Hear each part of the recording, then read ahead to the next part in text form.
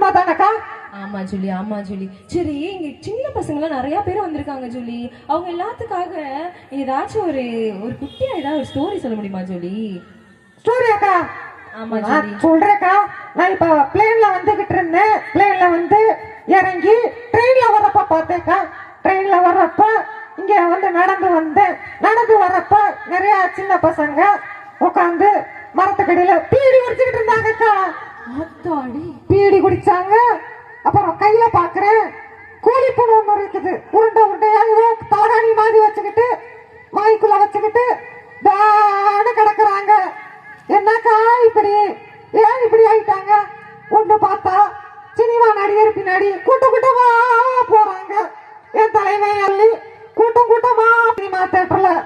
அப்புறம் பாத்தீங்கன்னா டாஸ்மாக் கடையில போய் இளவு எடுத்து போய் நிக்கிறாங்க குடிச்சுக்கிட்டு.